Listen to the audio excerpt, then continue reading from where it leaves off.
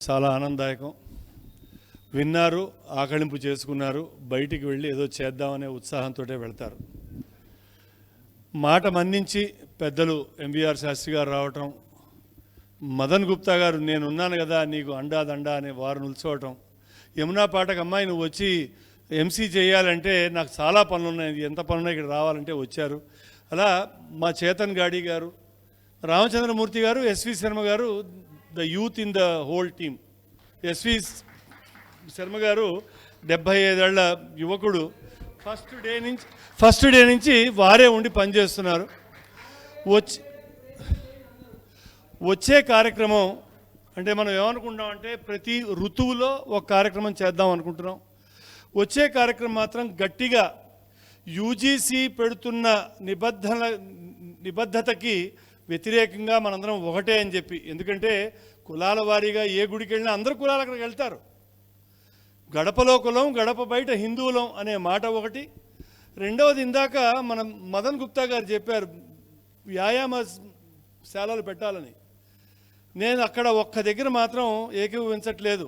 ప్రతి హనుమంతుడి గుడి దగ్గర ఒక వ్యాయామశాల పెట్టాల్సిందే.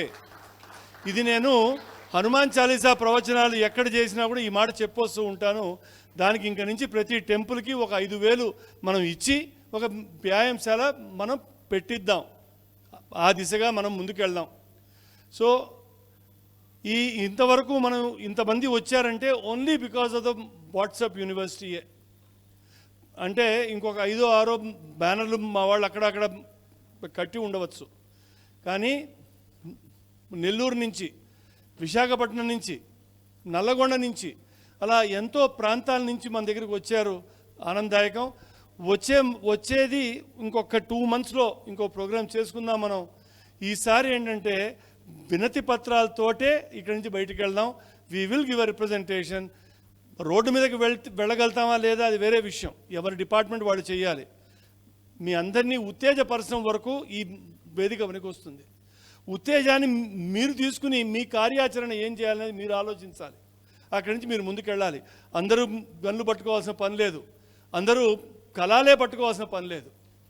ఎవరి తోచిన ఆచరణ వారి ఇంటికి వెళ్ళిన తర్వాత ఇదే వేదిక మీదకి మళ్ళా వచ్చేటప్పటికి ఇవి మేము చేసామండి, కార్యంగా దీన్ని మేము రోడ్డు మీదకి పట్టుకొచ్చామండి అని మనం చెప్పుకోగలగాలి గర్వంగా. సో అయ్యా రండి. సో ఇది వారు ఒక్క మాట మాట్లాడిన తర్వాత అందరం ఒకసారి నిల్చుని నేషనల్ యాంథమ్ పాడదామా, వందే మాత్రం పాడదామా, మీ విజ్ఞతకు వదిలేస్తాను.